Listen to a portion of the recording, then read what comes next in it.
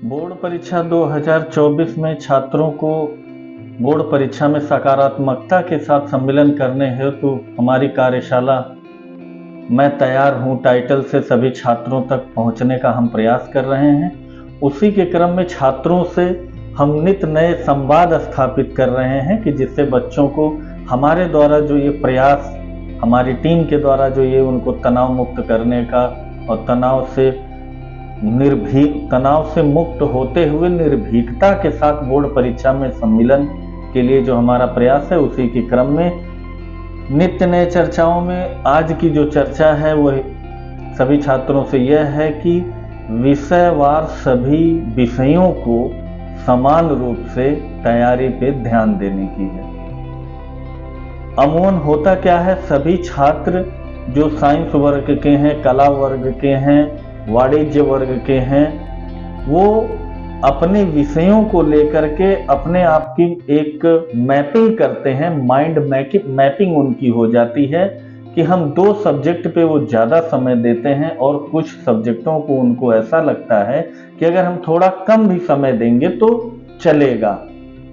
लेकिन इससे थोड़ा सा बचने का हमें प्रयास करना होगा। सभी छात्रों को इस पे थोड़ा सा विशेष ध्यान आकर्षण करने की आवश्यकता है। जिन विषयों को उनको ऐसा लगता है कि कम समय देना है तो उनके लिए प्रॉपर प्लानिंग की आवश्यकता है। जैसे साइंस का बच्चा हिंदी, इंग्लिश और विषयों पे थोड़ा सा कम फोकस होकर के मैथ और साइंस के विषयों में ज़्यादा समय देता है। हमारा ये कहना है, जो टीम के हमारे एक्सपर्ट ने हमें ये राय दिया कि जैसे आपको हिंदी लगता है और इंग्लिश लगता है कि आपको इजी है और आप इसे अच्छे से निभा ले जाएंगे, अच्छे से कर ले जाएंगे, तो उसको हमें रिटन प्रैक्टिस में लेकर के आना है।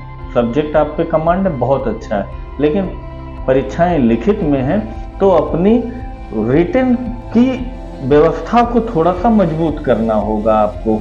आप उसे क्वेश्चंस उसके बनाएं और उसका आंसर करने का प्रयास करें। होता क्या है कि अमूमन जब बच्चा ये कहता है कि हमें इसका आंसर तो पता है, लेकिन आप उसे प्रेजेंट कैसे कर रहे हैं, यहाँ पर आकर के फिर वो ये देखता है कि मेरे तो उस सब्जेक्ट में नंबर कम हो गए, जिसको मैंने आसानी से लिया था कि मैं इसे आसानी से कर सकता हूँ, उसमें अमूमन वो नंबर कम कर देते हैं। तो उसका ओवरऑल प्रभाव जो है उसके संपूर्ण रिजल्ट के टोटल पे पड़ता है।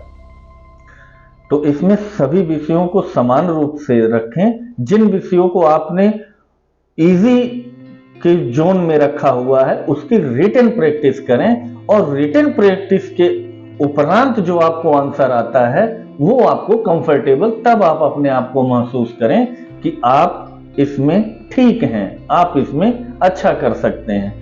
अन्यथा होता क्या है कि कुछ बच्चे ये भी देख लेते हैं कि परीक्षाओं के बीच में यदि 1 दिन का 2 दिन का गैप होगा तो हम ये मैपिंग बहुत ठीक है, लेकिन आपको रिटन की प्रैक्टिस अभी करनी होगी। परीक्षा से 1-2 महीने 15-20 दिन के पहले ही उसको पूर्व में करनी होती है। इंग्लिश में आप लिखें, क्वेश्चनों का उत्तर दें, हिंदी के क्वेश्चंस का उत्तर दें, सभी चीज़ों का क्वेश्चन का उत्तर दें। ऐसा ना हो कि आप मैथ और साइंस में उलझे रहें और इन सब्जेक्ट को इजी समझ करके आपके मार्क्स पे ये प्रभाव डालें और आप इससे किसी भी प्रकार से तनाव की स्थिति में आए। इस क्रम में इतना ही।